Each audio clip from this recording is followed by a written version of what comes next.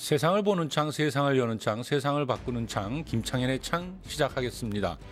오늘도 한 주의 이슈가 되는 인물을 분석해 탈탈 털어주는 이은혜 위원 나와 계십니다. 안녕하세요. 네, 안녕하세요. 이은혜입니다. 이번 한 주도 우리 국민들의 눈과 귀를 사로잡는 국민 밉상들 아주 탈곡기에 넣어서 탈탈탈 털어드리는 인물 탈곡기 시간입니다. 예, 오늘은 어떤 인물을 털어주실 건가요?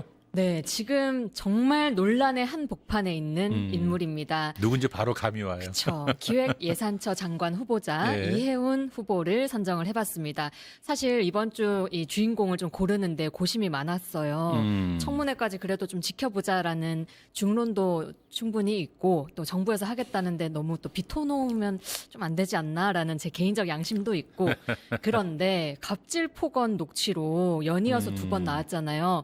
그거 듣자마자 아이고 그냥 넘어갈 순 없겠다. 한번 털어는 드려야겠다 싶더라고요. 빼박이죠. 빼박이었습니다. 그 녹취, 그 한번 듣고 시작할까요? 어제 보좌진에게 한밤중에 그 전화하는 그 목소리 네. 한번 들어볼까요? 기가 막혔어. 핸드폰으로는 검색이 안 되는 게 얼마나 많은지 알아? 그것도 몰랐단 말이야? 너 언론 담당하는 애 맞니? 아니 그걸 지금까지 몰랐단 말이야? 너 모바일 버전이라는 거는 요약본, 축약본이야. PC 버전에. 몰라 그걸? 너 그렇게 또 오줌을 못 가려? 보면 모르겠어? 아, 말 좀 해라! 아이고 참 이게 어떻게 등에 좀 약간 이렇게 좀 진절머리랄까요? 소름 같은 게 좀 쭉 끼치는 느낌이 드는데. 해도 해도 좀 예. 너무 심하다 싶죠. 예. 해당 녹취는 국민의힘 주진우 의원이 공개를 한 거고요. 이 후보자가 바른정당 의원 시절에 밤 10시 25분쯤에 아이고. 의원실 언론 담당 보좌진에게 전화를 걸어서 질책한 내용이었습니다. 뭐 들어서 아시겠지만 언론 담당 일을 제대로 못했다 네. 이런 좀 취지죠. 사실 의원들이 다 언론을 누가 의식을 안 하고 살겠습니까? 그렇죠. 당연히 중요한 업무인데 예. 근데 저렇게까지 인신공격적 인격 모독적 발언까지 해야 되는 건가? 그렇군 좀 너무 심각한 게 아닌가 싶고요. 또 제보자에 따르면 이 후보자가 본인 기사가 언급될 때마다 너무 예민하게 반응하면서 분노 조절을 못하더라 이런 또 이야기까지 있었습니다. 새벽 폭언도 다반사였다고 하고요. 사실 근데 보좌진이라고 하면 원래 국회의원이 국민을 위해 일을 잘 하게끔 이렇게 보좌해주고 말 그대로 보좌하는 사람이지. 그쵸. 뭐 하수인이라든지 또는 뭐 개인 뭐 수행비서 좀 다른 차원인 것 같은데. 맞습니다. 이 폭언 요번에 이렇게 녹취가 된 게 이번이 처음이 아니잖아요. 네네. 네. 더 심했던 첫 번째 예. 뭐가 더 심하다라고 말하기는 좀 그런데 첫 번째 폭언도 있었습니다. 한번 예. 그것도 듣고 올까요? 보고하고 안 하는 네 맘대로 결정하니? 네가 판단하지 말라는 얘기를 내가 도대체 몇 번을 더 해야 알아듣니? 너 대한민국 말 못 알아들어? 국어 못하니? 도대체 얼마나 더 얘기를 해야 네 머리에는 그게 이해가 되니? 너 뭐 IQ 한 자리야? 말 알아들었니? 못 알아들었니? 답을 해라 제발. 네? 너 지난번에도 며칠 전에도 내 했잖아. 근데 이걸 제가 보고를 안 드렸던 게 요즘 의원님께서 뭐 연합 같은 거 이제 처음에 보고하고 그거 그대로 받았으면 똑같은 기사는 보고할 필요 없는데 이게 지금 똑같은 기사니? 그냥 이름만 들어간 거는 보고 안 했어요. 야! 내가 정말 널 죽였으면 좋겠다. 입이라고 그게 터졌다고 그냥 막 네 맘대로 그러고 떠서? 널 죽였으면 좋겠다는 소리까지 하네요. 또 아이고. 목청도 왜 저렇게 좋아요? 야! 막 인간이 어째 저 모양이야 이런 생각이 드는데요. 저는 사실 또 인턴인 분한테 좀 감정이입이 돼가지고 그러니까. 나라도 저 순간에는 말이 안 나올 것 같고 아이고. 숨소리조차 내기가 힘들어질 정도로 좀 감정이입이 되더라고요. 그러니까요. 약간 PTSD 오는 그런 기분? 그럴게요. 인턴이면 20대고 그렇겠죠. 부모 입장에서 굉장히 이게 보면서 속상할 것 같아요. 물론 뭐 업무 과정에서 질책은 할 수 있죠. 우리도 살다 보면은. 근데 필요하면 강하게 충고를 해야지. 어떻게 저렇게 그럼 저 그 자체가 폭력이고 갑질인데요. 내가 봐도. 그러니까요. 사실 국회의원이라는 자리, 그 권력도 국민이 준 거잖아요. 그렇죠. 근데 그 권력을 쥐었다고 해서 사람을 저렇게까지 대하는 건 우리 일반 국민이 보기에 도저히 납득하기 힘들죠. 납득하기 힘들고 예. 그래서 지금 좀 이해운 후보에 대해서 분노가 높고 이런 사람이 장관이 되면 안 되겠다라는 여론이 그쪽으로 확 기울게 되는 것도 거기에 있는 것 같습니다. 심지어 국회의원에 이어서 이제 장관까지 하겠다는 거잖아요. 더 국민을 모시고 더 국민을 위해서 헌신하라는 자리인데 그렇죠. 가까이 있는 자기를 위해서 같이 일했던 사람에게조차 저렇게 대하는 사람이 국민을 위해서 어떤 일을 할 수 있을까 이런 질문을 좀 들게 그러니까요. 되고요. 또 보통 그러잖아요. 장관이라는 게 머리만 좋다고 장관하냐. 그런 건 아닌 것 같습니다. 그러니까 청문회가 19일로 잡혀 있지 않습니까? 그러면 그때까지 아직 시간이 제법 남아 있는데 계속 뭐가 또 다른 폭로가 있을 것 같은 느낌? 왠지 그런 느낌? 그죠? 지금 국민의힘이 아주 그냥 배신자, 벼르고 있으니까. 완전 정치 아이고. 생명을 다 끊어버리겠다고 벼르고 있으니까 사실 그것도 아이고, 좀 웃기죠. 자기네 편일 때는 별말 안 하고 있더니 이제 저쪽 갔다고 해서 저렇게까지 폭로를 계속 이어가는 것도 사실 국민이 보기에는 좀 눈살 찌푸리는 부분 같습니다. 씁쓸하죠. 음. 아무튼 이 논란의 후보자 이해운 기획예산처 장관 탈곡기 한번 돌려볼까요 이제? 네, 탈탈탈탈 돌려보겠습니다. 먼저 이해운을 소개합니다. 예. 1964년 부산에서 태어났습니다. 아버지가 직업군인이었다고 해요. 군인이 원래 전근이 잦잖아요. 그래서 그걸 다 따라다니기 힘드니까 학창 시절을 외가에 있는 마산에서 보냈다고 합니다. 공부 제법 잘했습니다. 서울대 경제학과 입학했고요. 미국의 UCLA에서 경제학 박사까지 따냈습니다. 박사 과정 시기에 같은 학교에서 공부하던 남편을 만나서 결혼하게 됐는데요. 출산과 육아를 병행하면서 이 박사 논문까지 써냈다고 합니다. 오, 그거 참 쉽지 않았을 것 같은데요. 네. 이후에 미국의 군사안보 싱크탱크 랜드 연구소에서 연구위원 했고요. 예. 영국의 레스터대 경제학과 교수로 부임했다가 한국으로 귀국해서 KDI 한국개발연구원 연구위원으로 일하면서 경제학자로 활동을 했습니다. 유승민 전 의원과도 관계가 그분도 KDI 출신이잖아요. 사수 부사수로 당시에 같은 시기에 함께 일을 했다고 합니다. 이해운 후보는 아주 대표적인 정책통으로 알려져 있잖아요. 맞습니다. 네. 뭐 OECD 한국 대표, 그렇죠. 유엔 정책자문위원, 청와대 기획예산처 국무총리실 등등 정부의 자문위원도 많이 그렇죠. 역임을 했고요. 예. 그렇게 정책 전문가로 입지를 다져왔습니다. 그리고 2004년에 한나라당 여성기획공천 1호 후보로 선정이 돼서 서울 서초구 갑 선거구에 출마해서 당선이 됐습니다. 정계에 데뷔를 한 건데요. 그 다음 총선에서도 연이어서 같은 선거구에서 재선이 됐고요. 그러다가 세 번째 총선이었던 19대 때는 공천에서 떨어진 거예요. 잠시 자리에서 물러났다가 다시 20대 때 서초갑으로 복귀를 하게 됩니다. 그러니까 서초에서만 내리 3선을 했네요. 그러니까. 그렇습니다. 그러다가 박근혜 탄핵 국면을 맞이했죠. 네. 그때 새누리당 탈당하고 바른정당 가신 분들 많잖아요. 네. 그 대열에 함께 합류를 했습니다. 하지만 바른정당이 오래가진 못했잖아요. 같이 그쪽으로 갔던 사람들이 뭐 몇 개월도 안 돼서 도로 이쪽으로 다시 자유한국당으로 당으로. 돌아왔는데 그래도 좀 이분은 조금 길게는 남아 있습니다. 이 바른정당 다음에 바른미래당까지 창당하고 자리를 지키다가 결국은 탈당해서 미래통합당에서 다시 정치 인생을 걷게 됩니다.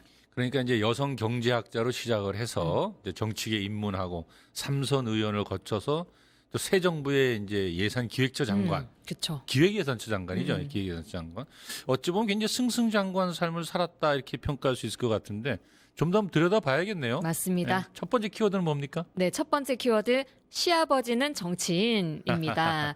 김창현 원장님 울산 출신이시죠? 예. 그래서 아마 잘 알고 계실 것 같은데 예. 이해운 후보의 시아버지가 민정당, 민자당, 한나라당 계보를 이어가면서 울산에서 4선까지 네. 지낸 고 김태호 의원입니다. 김태호 의원 아주 유명하신 분이죠. 잘 알고 있습니다. 그래요.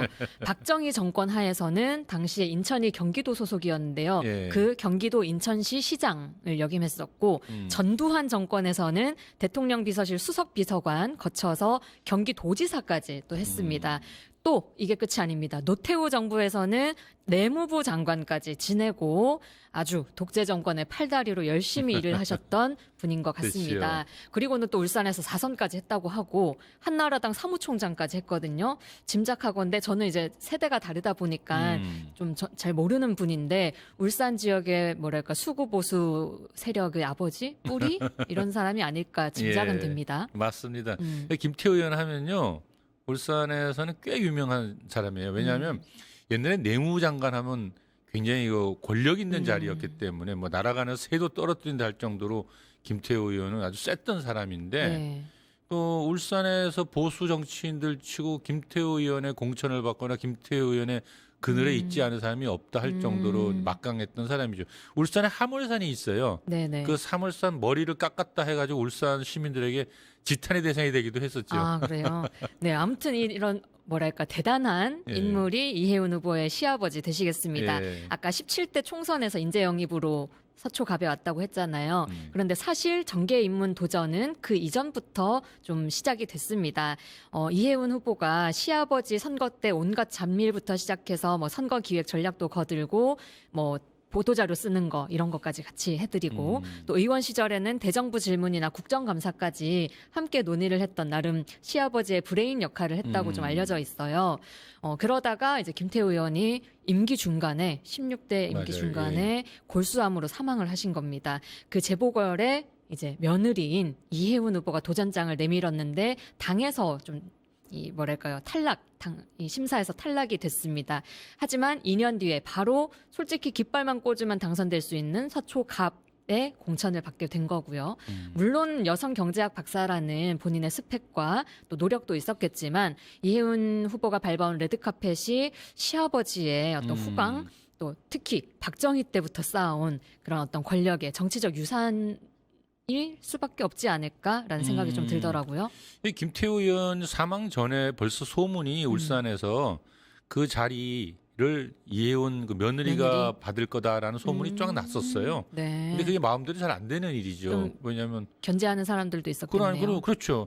아무래도 그 울산 중구라는 곳이 이제 울산의 한가운데인데 아주 옛날 도심이죠. 구도심이고 근데 그 자리를 노리는 또 많은 지역 보수 인사들이 많았거든요. 줄을 쭉 서 있었는데 갑자기 네. 며느리가 치고 온다. 그러니까 치고 들어오려니까 이게 되겠어요. 안 되는 일이었겠구나. 다음 키워드는요. 네, 두 번째 키워드 자리 찾아 공천 찾아 떠도는 방랑객입니다. 방랑객. 네. 그러면 아까 서초가 삼선이라 그랬는데 서초에 뼈를 묻는 정치인이 아닌가요? 네, 아니었습니다. 네. 이혜훈 후보가 서초에서 재선하고 나서 그 다음에 공천을 못 받았다고 했잖아요. 네, 그랬었죠. 그럼 절치부심하고 와신 상담하면서 서초에서 더 열심히 주민을 만나야지 그러지 않았습니다. 2년 있다가 재보궐선거가 있었는데 요때 울산에 대한 미련이 좀 있었나 봐요. 이번에는 울산 남구 을에 출마 선언을 했습니다. 하지만 거기서도 견제가 세게 들어왔겠죠. 그렇겠죠. 공천에서 탈락을 했습니다. 그러고 나서 2년 뒤에 다시 서초로 가서 당내 경선 13표 차인가? 그렇게 가까스로 이겨서 서초갑 3선을 거머쥐게 됩니다. 그 다음 선거에서 다시 4선을 노리긴 했는데 바로 컷오프가 됐고요. 이때부터 또다시 방랑객의 삶이 시작이 됩니다. 왜냐? 서초갑 컷오프 직후에 같은 선거인데 바로 동대문구 을에 공천 신청을 했어요. 서초에서 동대문 좀 너무 이게 확 뛰는데 경선에서 이기기도 이겼고 본선까지 갔는데 더불어민주당 장경태 의원에게 밀려서 낙선하게 됩니다. 서초, 울산, 동대문. 동대문까지. 그러면 이제 이후에 동대문에 털을 좀 닦았나요? 그래가지고? 그래야 될 텐데 예. 그랬으면 제가 방랑객이라고 소개를 안 했겠죠. 예. 그 다음에 또 2년 뒤에 뭐가 있다? 지방선거가 있잖아요. 그랬죠. 요때는 충북도지사에 도전을 합니다. 충북도지사요. 너무 뜬금이 없는데 갑자기. 그쵸. 아니 아까 부산에서 태어났다 그랬잖아요. 마산에서 학교 다녔고. 근데 갑자기 충북은 또 뭡니까? 이혜훈 후보의 아버지가 예. 충북 출신이라고 합니다. 그래서 충북의 딸이라는 지금 화면에 나오는 충북의 딸 이혜훈입니다라는 타이틀로 아예 집 주소도 청주시로 이사를 가가지고 예. 충북도지사 선거를 준비를 했습니다. 솔직히 말해서 그동안 충북에 몇 번이나 가봤겠습니까? 그러니까. 충북 도민을 위해서 한 일이라고는 손톱만큼도 없는 사람이 예. 갑자기 우리 아빠 충북 사람 이러면서 나오는 게 누가 봐도 좀 민망하죠. 결국 공천 컷오프로 충북의 딸 다시 서울로 올라오게 됩니다. 왜냐하면 또 2년 뒤에 또 국회의원 선거가 있잖아요. 예. 이때 이번 그 다음 선거 서초 찍고 울산 찍고 동대문 찍고 충북까지 갔다가 그 다음은 어디로 갔을까요? 아주 맥락이 없으니까 감을 못 잡겠습니다. 그렇죠. 아니 솔직히 저 같으면은 그래도 한 번이라도 갔던 곳이 좀 얼굴이라도 알렸었으니까 예. 이번에는 이혜훈입니다 이렇게 좀 할 것 같거든요. 그러죠. 그런데 동대문도 아니고 아니었습니다. 이번에는 또 바꿔서 서울의 중성동구 을 지역구로 오. 또 향하게 이 됩니다. 사람은 어디든지 그냥 자리만 자리만 있으면 밀고 있으면, 들어가는군요. 예. 이때 당내 경선에서 하태경 전 의원을 또 근소하게 이겨서 본선까지 진출을 했는데 여기서도 더불어민주당 박성준 의원에게 지면서 또다시 물거품이 돼버립니다. 이러고 나서 그러면 이제 서초, 동대문, 중구, 성동구 아주 서울을 좀 나름 두루두루 거쳤잖아요. 예. 이 다음 또 지방선거가 2년 뒤에 또 찾아옵니다. 이번 지방선거 때는 어디를 갔을까요? 서울시장 나왔겠는데요. 서울 전체를 다 다녔으니까. 그렇습니다. 이제 하나의 자치구는 내가 뛰긴 너무 좁다. 예. 이런 생각이었는지 서울시장에 도전을 하는데요. 예. 그 역시 예. 좌초되게 또 됩니다. 떨어졌군요. 아이고. 이젠 또 서울을 넘어서 대한민국의 장관 자리까지 또 올라가려고 도전하고 계신데 충북의 딸이자 울산의 며느리 이혜훈 씨가 과연 대한민국의 곳간 열쇠를 거머쥐게 될지 좀 지켜봐야 될 것 같습니다. 알겠습니다. 마지막 키워드는요? 네, 마지막 키워드. 충북의 딸 아니고 하나님의 딸입니다. 아, 그렇습니까? 네, 이 후보자가 원조 보수 기독교 정치인으로 굉장히 유명하더라고요. 대형 교회 그리고 보수 기독교인들에게 계속해서 어필을 해온 걸로 유명합니다. 좀 유명한 교회 중에 사랑의 교회라는 곳이 있는데 그렇죠. 한동안 좀 떠들썩하게 뉴스에 올랐던 데입니다. 그렇죠. 여기가 강남 서초구에 있는데 사진 보셨듯이 정말 으리으리하게 지어진 교회입니다. 건물이 두 동이잖아요. 금싸라기 땅인데. 지하 예. 8층부터 지상 8층, 또 옆에 있는 건물은 지하 8층에서 지상 14층 규모입니다. 얼마나 대단한지 짐작이 좀 가시죠. 예. 심지어 개신교 사상 최고가 건물이라고 그렇겠는데요. 합니다. 예. 땅도 엄청 비쌀 테니까요. 그런데 이 교회를 지을 때 애초에 생각했던 것보다 면적이 안 나왔대요. 그래서 예배당 면적을 확보하기 위해서 서초구에 공공도로를 점유를 해서 공사를 한 겁니다. 결국은 이게 건축 특혜 문제가 불거지면서 법정에까지 갔는데 요 과정에서 이혜훈 후보가 아주 큰 노력과 역할을 했다는 겁니다. 서초구면 뭐 자기 지역구니까요. 그렇죠. 그리고 저 교회를 다니는 교인이었다고 교인이고, 합니다. 예. 예배당 기공식에서 이런 말을 했는데요. 사랑의 교회 건축 해결을 위해서 제가 이리 뛰고 저리 뛰었습니다. 또 그리고 이제 건축 허가가 난 다음에는 하나님의 뜻대로 가고 있구나 정말 감사했다라고 말하기도 했습니다. 현직 국회의원이 지역 전체 주민의 이익을 위해서가 아니라 교인으로서 특정 종교의 혜택을 위해서 일한 거 아니겠습니까? 이게 완전 이제 이해 충돌 방지 원칙을 벗어난 건데 저버렸다라는 비판을 받겠군요. 네, 맞습니다. 그래서 비판 받았고요. 예. 여기에 또 교인으로서 물론 자신의 소신과 신념은 중요하지만 그렇다고 해서 타 종교에 대해서 비방을 하거나 그렇죠. 혐오적 발언하면 안 되잖아요. 안 되죠. 하지만 굉장히 무슬림에 대해서 좀 혐오 발언을 많이 했습니다. 심지어 평범한 무슬림도 명령을 받으면 살인과 테러를 저지른다. 이런 무슬림 혐오 발언했고요. 또 헌법 차별금지 조항에 성적 취향 반영되는 움직임에 대해서는 그렇게 되면 성경은 위헌서적이 된다라는 식의 동성애 혐오 발언도 아주 많이 일삼으셨습니다.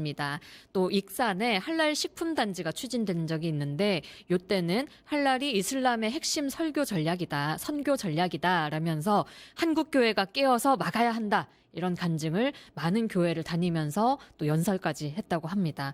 또 심지어 이 법안으로는 종교인 과세를 유예하는 법안까지 또 추진을 하기도 했고요. 그러니 충북의 딸이 아니라 하나님의 딸로 슬로건을 좀 바꾸셔야 되는 게 아니냐.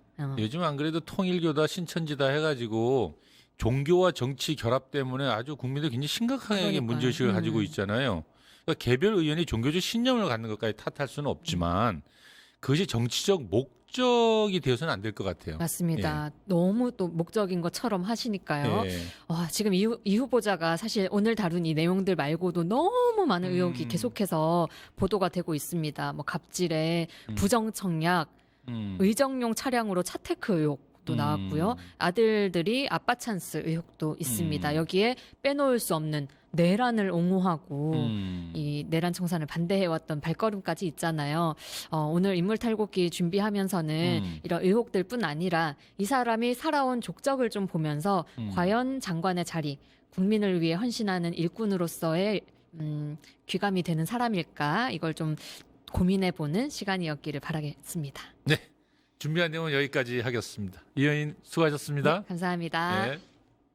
파파파파 증권홍합